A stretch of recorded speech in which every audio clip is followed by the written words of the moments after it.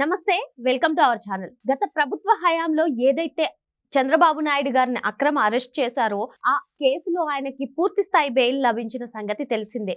మరి ఈ బెయిల్ ని సవాల్ చేస్తూ సుప్రీంకోర్టును ఆశ్రయించారు ఒక సీనియర్ జర్నలిస్ట్. మరి ఈ బెయిల్ రద్దు పిటిషన్ ను కొట్టిపారేసింది సుప్రీంకోర్టు. దీనిపై పూర్తిగా విశ్లేషించడానికి మనతో పాటుగా ఉన్నారు సీనియర్ జర్నలిస్ట్ దుర్గా కుమార్ గారు. వారిని అడిగి పూర్తి వివరాలు తెలుసుకుందాం. సార్ నమస్తే. సార్ నమస్తే అమ్మ శ్రావణి, మన వీక్షకులకు కూడా.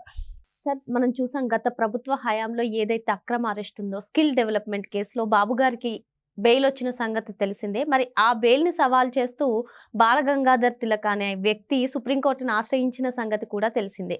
మరి సుప్రీంకోర్టు అయితే మాత్రం ఈ బెయిల్ రద్దు పిటిషన్ ను కొట్టిపారేసింది. దీనిపై మీ అభిప్రాయం ఏంటి సార్? అదే విధంగా అసలు ఈ కేసులో జర్నలిస్టుకు సంబంధం ఏంటి అనే వ్యాఖ్యలు కూడా చేసింది ధర్మాసనం.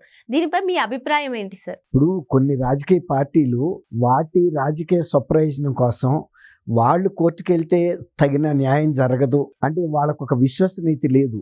కాబట్టి వీళ్ళు ఇతరుల నీడని అడ్డం పెట్టుకుని వెళ్తున్నారు. అంటే జర్నలిస్టుల ముసుగులో వెళ్తే ఒక తటస్థులుగా కోర్టు భావిస్తుందని, మనం కోరుకున్న రాజకీయ స్వప్రయోజనం నెరవేరుతుందని ఉద్దేశం మీద ఇలాంటి కొత్త రకం టెక్నిక్లు ఉపయోగిస్తున్నారు.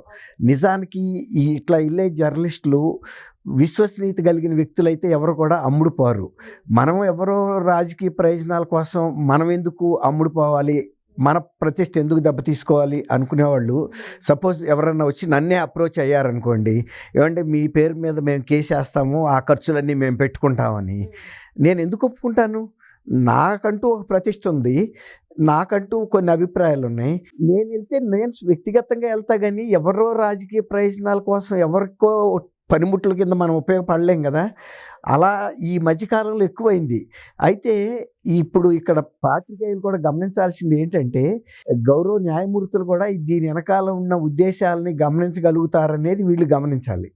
అంతేగాని మనం వెళ్ళిపోతే ఎవరో ప్రయోజనాలు కాపాడటం కోసం గౌరవ న్యాయమూర్తులు మన ముఖం చూసి, మన వృత్తిని చూసి, మన వృత్తి మీద ఉన్న గౌరవాన్ని చూసి ఏదో అనుకూలమైన తీర్పులు ఇస్తారు, దాని మూలాన ఫలానా రాజకీయ పార్టీ స్వప్రయోజనాలు కాపాడిన అవుతాము, లేదు ఫలానా పార్టీని రాజకీయంగా దెబ్బతీయటానికి ఉపయోగపడతామా గమనించట్ల వాళ్ళు.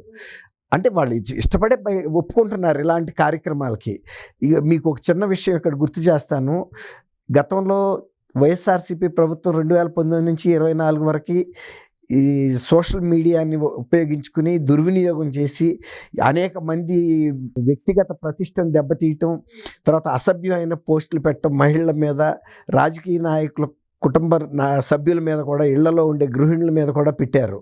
తర్వాత ఇంకా వాళ్ళు ఈ సోషల్ మీడియా ఇన్ఛార్జీలుగా చెప్పుకున్న వైఎస్ఆర్సీపీ నాయకులు ఇప్పుడు విజయసాయిరెడ్డి కానీ, సజ్జల భార్గవరెడ్డి కానీ, ఆఖరికి మొన్నటికి మొన్న ప్రతిపక్ష నాయకుడిగా చెప్పుకునే వైఎస్ఆర్సీపీ అధ్యక్షుడు జగన్మోహన్ రెడ్డి కానీ, మీరు ఎవరి మీద అయినా సరే సోషల్ మీడియాలో మీ ఇష్టం వచ్చిన పోస్టింగులు పెట్టండి, ప్రతిపక్షాల వాళ్ళ మీద అటువంటి కేసులు ఏదన్నా వస్తే నేను చూసుకుంటాను, ఒకవేళ మీ పేరు మీద పెట్టడానికి భయం అయితే నా పేరు ఉపయోగించుకోండి, పార్టీ పేరు ఉపయోగించుకోండి అని బాహాటంగా పిలిపించారంటే, గతంలో అసలు ఇట్లాంటి అనైతికమైనటువంటి పనులు ఎవరు చేసేవాళ్ళు కాదు.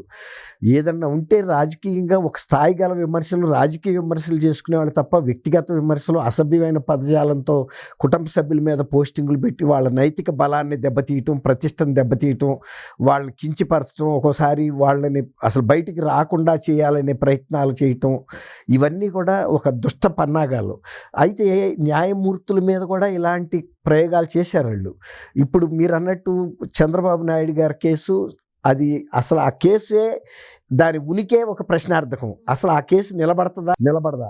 ఎందుకు నిలబడదు అంటే 17A అవినీతి నిరోధక చట్టం ప్రకారం ఎవరైనా ఉన్నత పదవుల్లో, రాజ్యాంగ పదవుల్లో ఉన్న వ్యక్తులు వాళ్ళు పదవి దిగిపోయిన తర్వాత వాళ్ళ మీద తరువాత వచ్చే ప్రభుత్వాలు కేసులు పెట్టదలుచుకుంటే వాళ్ళకి ఎవరైతే వాళ్ళని నియమించారో ఆ నియామకం చేసిన వారి అనుమతితో మాత్రమే పెట్టాలి. సపోజ్ ముఖ్యమంత్రి గారు ఉంటారు, వారి నియామకం గవర్నర్ చేస్తారు, అలాగే ప్రధానమంత్రి నియామకం ప్రెసిడెంట్ ఆఫ్ ఇండియా చేస్తారు, అట్లాగే మంత్రులు కూడా నియామకం గవర్నర్ల చేత జరుగుతుంది. అట్లాగే కొన్ని ఇప్పుడు సపోజ్ IAS IPS పోస్టుల్లో కూడా కొన్ని ఇమ్యూనిటీస్ ఉంటాయి వాళ్ళకి. వాళ్ళు కూడా ఉద్యోగంలో ఉన్నప్పుడు చేసిన కొన్ని పనుల మూలన ఎవరైనా తర్వాత వాళ్ళని ఇబ్బంది పెట్టే కేసులు పెడితే కూడా ఆ ప్రభుత్వం అనుమతి తీసుకోవాల్సి ఉంటుంది. కేంద్ర ప్రభుత్వం అనుమతి, మానవ వనరుల శాఖ అనుమతి, యూపీఎస్సీలు, అట్లా ప్రతిదానికి కొన్ని రక్షణలు ఏర్పాటు చేశారు. అలాంటి ఒక సవరణ కూడా చేశారు. ఎందుకంటే గతంలో ఇలా దుర్వినియోగం చేసి మాజీ ముఖ్యమంత్రుల మీద, లేకపోతే మాజీ ప్రధానుల మీదో, లేకపోతే మాజీ కేంద్ర మంత్రుల మీదో వ్యక్తిగతమైన కక్షలతో కేసులు పెట్టి వేధించిన సందర్భాలు ఉండబట్టే అమెండ్మెంట్ చేశారు. ఇక్కడ అలా చేయకుండా ఆయన్ని స్ట్రైట్గా అరెస్ట్ చేశారు. అసలు ఈ కేసు పెట్టడమే తప్పు. అసలు ఈ కేసు అంటే మెయింటైనబిలిటీ అంటారు, అంటే దాన్ని కేసు కొనసాగించడానికి అర్హత లేదు అనేది ఒక ప్రశ్నార్థకంగా సుప్రీంకోర్టు ముందు ఈ అంశం నిలిచింది. తర్వాత ఈ అంశం మీద 53 రోజుల పాటు ఆనాటి ప్రతిపక్ష నాయకుడు చంద్రబాబు నాయుడు గారిని అనేక సాంకేతిక కారణాల మూలన అడ్డం పెడుతూ జైల్లో ఉంచారు. ఆ తర్వాత ఈ బెయిల్ పిటిషన్ హైకోర్టులో, గౌరవ హైకోర్టులో అసలు దీనికి మీరు సరైన సాక్ష్యాధారాలు చూపించకుండా వాయిదాలు వేసుకుంటూ వెళ్తున్నారు, ఇప్పటికైనా చెప్పండి, లేకపోతే బెయిల్ ఇవ్వకుండా ఉండే పరిస్థితి లేదు అని అన్నప్పుడు వీళ్ళేమి సాక్ష్యాధారాలు పెట్టలేని పరిస్థితిలో మీరు అన్నట్టు శాశ్వత బెయిల్ ఇచ్చేశారు. సార్, మీరు చెప్పినట్టుగా ఈ కేసులో చూసుకున్నట్లయితే స్కిల్ డెవలప్మెంట్ కేసులో అసలు కేసు స్టార్ట్ అయ్యి చంద్రబాబు గారిని అరెస్ట్ చేసినప్పటి నుంచి కూడా సాక్ష్యాధారాలు ఏమీ లేవు.